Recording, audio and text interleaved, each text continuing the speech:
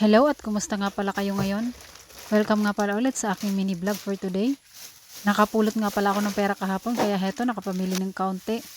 Syempre kaunti lang yung napulot ko kahapon kaya kaunti lang din yung aking naipamili. Sa mahal nga ng mga bilihin ngayon, yung 1,000 mo, mapapamili mo ay hindi naaabot ng 1 linggo. Pangunahing pangangailangan lang pala ito dito sa aming bahay, yung mga pinamili ko. Di baling walang ulam, basta may sabon na panlaba ay masaya na ako. Nilabas ko na nga ito dito sa eco bag. At yan, pinaglalapag ko na. Halos lahat ng napamili ko ay para lang sa anak ko. Ang hirap kasi pag hihingi yung anak ko na wala akong maibigay.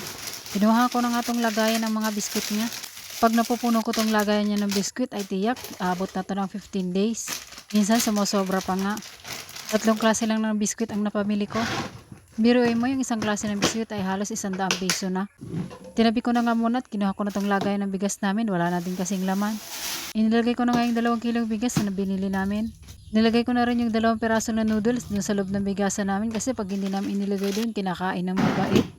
Binalik ko na nga doon sa tabi yung lagay ng bigas namin at ilagay ko na sa ibabaw yung lagay ng biskwita ni Hana. Tinalin ko na itong asukal. Sabi ko nga sa'yo at tingi-tingi lang yung napamili ko kasi konti lang yung napulot ko nga. Tinalin ko na rin itong asin. Pagkatapos ay iniligpit ko na itong mga plastic. Tinalin ko na rin yung gatas ni Hana. Hindi ko na rin doon sa ibabaw yung napamili kong 2 piraso ng dilata. Syempre hindi mawawala yung diaper ni Hana. Tuwing gabi na lang pala siya nagda-diaper. Minsan nga hindi na nga niya naiihian. Medyo nakakatipid-tipid na rin sa diaper.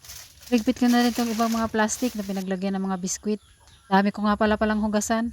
Nakatatlong kainan na kami, hindi pa rin kami naghuhugas ng plato kaya ito tambak na. Niligpit ko na nga itong pinaglagyan ng ice cream at magbabandaw na ako. Diyan madilim nga ang paligid ngayon kasi paulan na sa labas. Binibilisan ko na nga at may gagawin pa ako. Iniisip ko nga rin dyan kung anong ulamin namin ngayong gabi. Natapos na ako sa paghugas ng plato at ito lumabas na ako at isasalin ko yung tubig kasi nga paulan na.